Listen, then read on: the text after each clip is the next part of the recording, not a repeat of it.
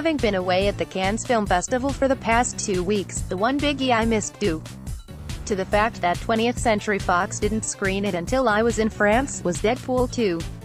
But like many others, I caught the Marvel sequel in a real theater with real people, not critics, over the weekend, and now in this post-opening review I get to do a little Monday morning quarterbacking. As I say in my video review above, Deadpool is the funniest, raunchiest and most entertaining of any character in the Marvel Universe, and this sequel does nothing to change my view about that.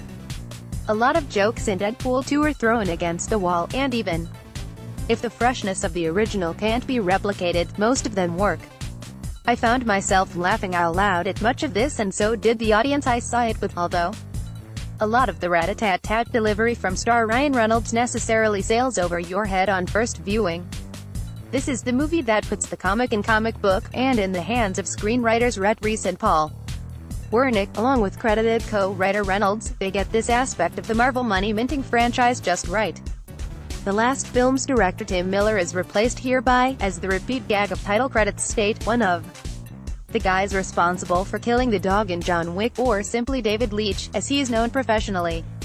Actually, Leitch had some uncredited directorial experience on Wick, but made his mark in the action world with last year's kick-ass Charlize Theron vehicle Atomic Blonde. A top stuntman for most of his career, he clearly knows how to stage action sequences and repeats the feat here with several mind-numbing set pieces.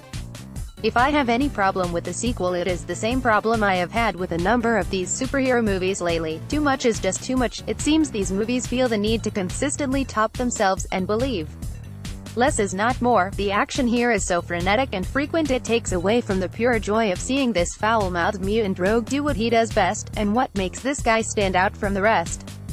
Still, the movie worked for me on so many levels that all is forgiven. Even if Leitch doesn't quite stir the stew as well as Miller did.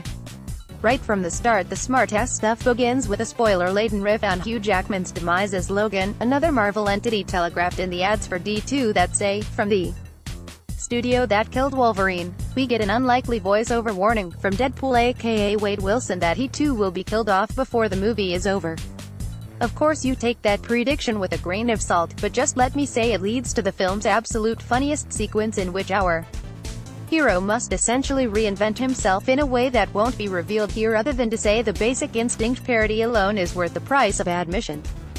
After the opening action stuff, we see the heart of the guy in scenes with his girlfriend Vanessa, Morena Baccarin, as she reveals she is pregnant. This leads to personal tragedy and a new mission for Wade that colors the rest of the film, as well as a sequence in which he is sent to Professor Xavier's estate in Colossus, voiced by Stefan Kaupisk, attempts to indoctrinate him into the world of X-Men.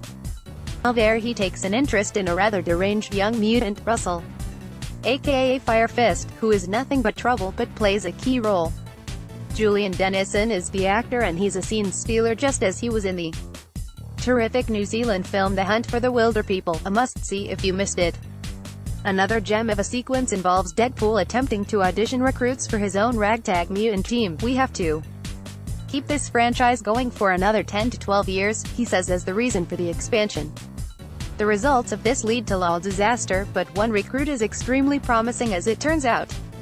Domino, Atlanta's Zazie Beetz, a Halle Berry-style warrior, claims being lucky is her superpower, and she proves it.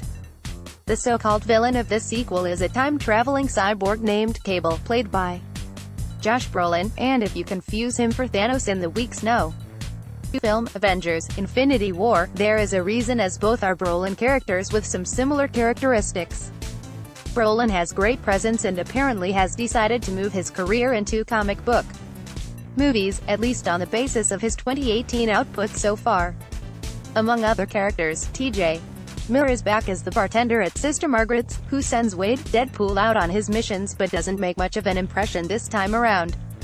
Still, this is all Reynolds' show and he fits the character as perfectly as he slips into Deadpool's costume. After crashing and burning as Green Lantern, stay for the entire credits to see that dealt with. Reynolds' natural comic timing and style gets its due herein. A franchise that should easily last 10 to 12 years. Bring on Deadpool 3, but please don't screw it up, Disney, assuming the Fox merger goes through. Producers are Simon Kinberg, Lauren Schuler Donner and Reynolds. 20th Century Fox is busy counting the money. Have you seen Deadpool 2? Tell us what you think.